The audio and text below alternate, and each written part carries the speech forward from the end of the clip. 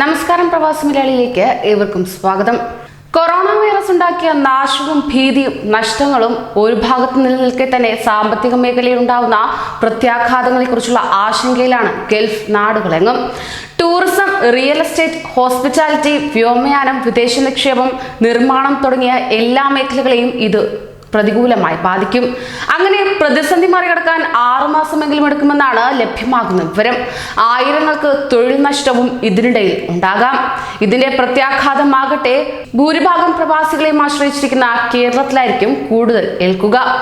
Gulf നാടുകളിലെ പ്രധാന വരുമാനം എണ്ണ തന്നെയാണ്. ഇപ്പോൾ എണ്ണയുടെ ഉപഭോഗം ഗണ്യമായി കുറഞ്ഞിട്ടുമുണ്ട്.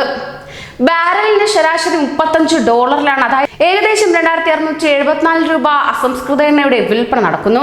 ഉൽപാദനം മുറയ്ക്ക് നടക്കുകയും വില താഴ്ന്ന നിലവാരത്തിൽ നിൽക്കുകയും ഉപഭോഗം കുറയുകയും തുടരുമ്പോൾ രാജ്യങ്ങളുടെ വരുമാനത്തിൽ വലിയ ഇടിവായിരിക്കും സംഭവിക്കുക. UAE എണ്ണയെ അടിസ്ഥാനപ്പെടുത്തിയുള്ള സാമ്പത്തിക വ്യവസ്ഥയിൽ നിന്ന് മാറി നിൽക്കുന്നുണ്ടെങ്കിലും പ്രതിസന്ധി മറികടക്കാനാവുമോ എന്നതിൽ സാമ്പത്തിക വിദഗ്ധർ ആശങ്കപ്പെടുന്നുമുണ്ട്. ബാങ്കുകളുടെ കടം കൊടുക്കൽ ശേഷിയെയും പ്രതിസന്ധി ബാധിച്ചു തുടങ്ങിയിരിക്കുകയാണ്. ഗവൺമെന്റ് പദ്ധതികൾ പലതും കരുതൽ ധനം ഉപയോഗിച്ചാണ് മുന്നോട്ട് പോയിരുന്നത്. എന്നാൽ ഇപ്പോൾ എല്ലായിടത്തും എല്ലാ മേഖലകളിലും സ്തംഭനാവസ്ഥയിലാണ്.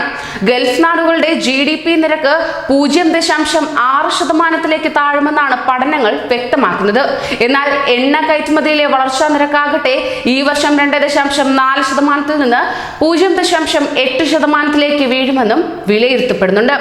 UAEയുടെയും സൗദിയുടെയും വലിയ വരുമാന സ്രോതസ്സുകളിൽ മറ്റൊന്ന് ടൂറിസം തന്നെയാണ്.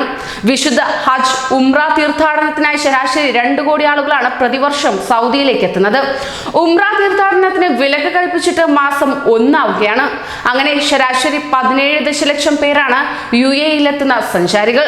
ദുബായിൽ ഒക്ടോബറിൽ ആരംഭിക്കാനിരുന്ന ലോക പ്രശസ്ത മേളയായ എക്സ്പോ 2020 2.5 കോടി സന്ദർശകരെയായിരുന്നു പ്രതീക്ഷിച്ചിരുന്നത്. ഇപ്പോൾ UAEയിലെ ഹോട്ടലുകളിൽ താമസിക്കുന്നവരുടെ ശരാശരി നിരക്ക് 7% മാത്രമാണ്. മുൻ വർഷങ്ങളിൽ ഈ സമയം ഇത് 70 മുതൽ 78% വരെ ഉണ്ടായിരുന്നു. UAEയും ബഹ്റൈനും ഇന്ത്യയിലെ സമ്പന്നവർഗത്തിന്റെ ഇഷ്ടപ്പെട്ട വിവാഹ വേദി കൂടിയാണ്. വിമാനങ്ങൾ ചാർട്ടർ ചെയ്ത് ഈ സീസണിൽ വിവാഹങ്ങൾക്കായി എത്തുന്നത് ആയിരങ്ങളായിരുന്നു. അതെല്ലാം നിലയ്ക്കുകയാണ് ചെയ്തത്. ഏപ്രിൽ അവസാന വാരം റംസാൻ വ്രതം ആരംഭിക്കുകയാണ്. ഈ ഒരു മാസം ഒരിടത്തും കാര്യമായി ഒന്നും നടക്കാറുമില്ല. മിക്ക രാജ്യങ്ങളിലും സ്കൂളുകളും ജൂൺ വരെ ലേണിംഗ് സമ്പ്രദായത്തിലായിരിക്കും പ്രവർത്തിക്കുന്നത്. UAEയിൽ വിവിധ എമിറേറ്റുകളിലായി 44 ഫ്രീ സോണുകളായി 3.5 ലക്ഷത്തിലേറെ കമ്പനികൾ വർക്ക് ചെയ്യുകയാണ്. ദുബായിൽ മാത്രം 45,000-ൽ ഏറെ കമ്പനികളാണുള്ളത്. ഇവർക്ക് 6 മാസത്തെ വാടക ഇളവ് ഉൾപ്പെടെ ഒട്ടേറെ ആനുകൂല്യങ്ങൾ ഗവൺമെന്റ് പ്രഖ്യാപിച്ചിട്ടുണ്ടെങ്കിലും ഇതിൽ ജോലി ചെയ്തു വരുന്ന പ്രവാസികൾക്ക് തീരാ നഷ്ടമാണ് അനുഭവപ്പെടുന്നത്. UAEയിലെ വിമാന കമ്പനികൾക്കെല്ലാമായി ഈ വർഷം 23.8 ദശലക്ഷം യാത്രക്കാരുടെ കുറവുണ്ടാകുമെന്നാണ് IATA വ്യക്തമാക്കുന്നത്. എങ്കിലും ആത്യന്തികമായി ഇതിന്റെ എല്ലാം ഫലം തൊഴിൽ നഷ്ടം തന്നെയാകും. സ്വദേശികൾക്കായി എല്ലാ രാജ്യങ്ങളിലും തൊഴിൽ സുരക്ഷ ഉൾപ്പെടെയുള്ള ആശ്വാസ നടപടികൾ ഏർപ്പെടുത്തി വരികയാണ്. പ്രത്യേകിച്ച് സൗദി കൂടുതൽ സ്വദേശവൽക്കരണം നടത്തുന്ന സാഹചര്യത്തിൽ നഷ്ടം പ്രവാസികൾക്കായിരിക്കും ഇനി ഏറെ ഏൽക്കുക. വിദേശികൾ കുറഞ്ഞാൽ സ്കൂളുകൾ അടയ്ക്കേണ്ടി വരും. കെട്ടിടങ്ങൾ താമസിക്കാൻ ആളില്ലാതാവും. വിനോദ കേന്ദ്രങ്ങളിലേക്ക് ആളുകൾ കുറയും. റീറ്റെയിൽ വിപണിയെ ബാധിക്കും.